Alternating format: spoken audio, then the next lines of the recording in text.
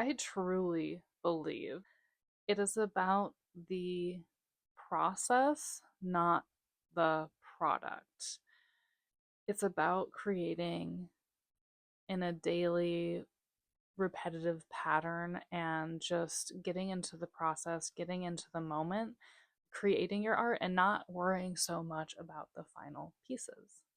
But first, my name is Jessica. Welcome. Definitely subscribe if you resonate with this message or not, whatever. I'm going to be here either way. I truly believe that the reps that we put into our creative energy, it's actually, to me, a really important part of the creative process and our creative expression. It's really helped me find myself. It's helped me find my style. It's helped me build my skills and craft as not only a some artist, the painter, digital designer, and all of that. The more things we create, the better we get at creating them. And obviously, you don't want to just create, and have no time to reflect and give yourself feedback. Play around and explore. What do you love creating? How do you love creating it? And fall in love with the process of creating that thing. I think that's what a lot of people talk about too when they get burnt out from creating YouTube videos. I mean, here's how I think about it. Either way, you're going to grind. You're either going to go to your work from 9 to 5 and do the same thing over and over again on that repetitive hamster wheel, or you could be here creating videos, creating art, and sharing it and be on that hamster wheel. So, which hamster wheel would you rather be on? At least in the beginning.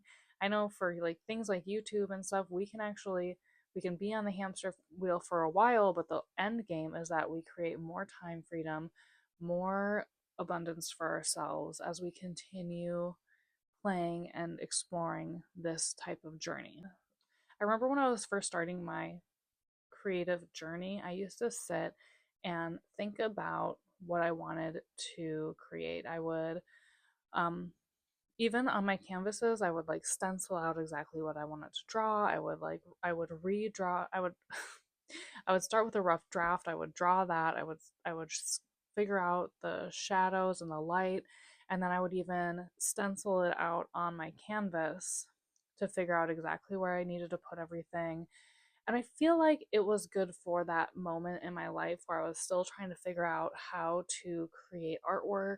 It also kind of paralyzed me into just, I would sometimes just overthink. I would sit in a state of analysis paralysis. Eventually, I wanted to start creating series.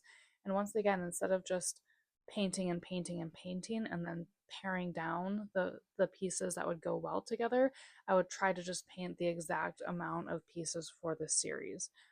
Now I have learned it's better just go, go, go, go, go, and then pare down.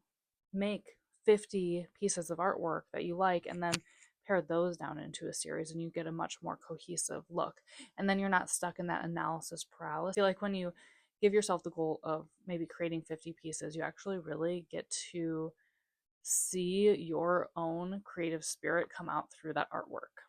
So, the message I really want to drive home with this video is make bad art. Make the messy art. Make the cringe videos. Make the awkward content, because the more we get comfortable in our creative spaces and with our craft, the more we do it, the more comfortable we become. And that technical stuff that used to be really hard for you at the beginning becomes second nature. And when our technical things become second nature, then our creative and unique expression as an artist and content creator can really shine through, because we can tap into this flow state. We can tap into the spirit of our artwork, because we're not thinking about, oh, how do I speak, or how do I draw this eye. We're just able to move in flow.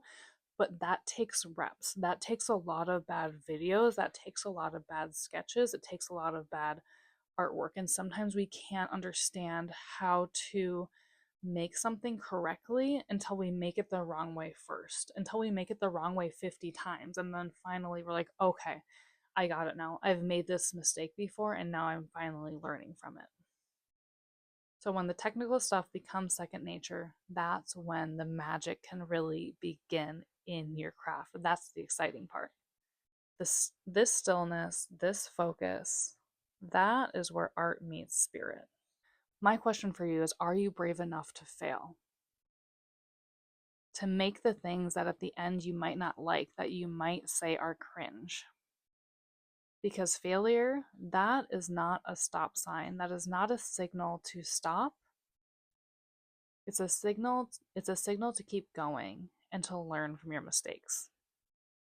Please focus on quantity and not perfection, because the reps will create the results.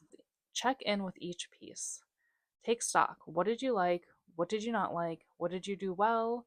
What do you need to work on?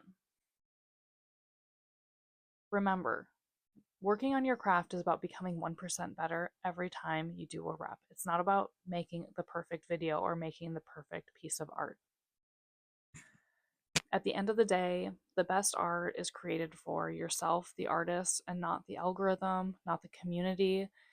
How it's just like when we see a sequel, it's never as good as the first one. It's because they're trying to recreate that first film where they were really tapping into the whole story, the original storyline. That same thing goes with artists that you really like to continue to see their work. It's because they're returning to self and tapping into self with each piece. They're not checking in always with the algorithm or the community. Obviously, that's valuable feedback, but in order to maintain a level in this creative game, we have to be able to return to self and tap into spirit in order to not burn out. Because creating for an algorithm or for other people is never really what artists set out to do in the first place. Remember, when you create for the love of it, when you romanticize the process of your creations and not just the final product, you will build a lifelong relationship with art. And the audience, they'll come.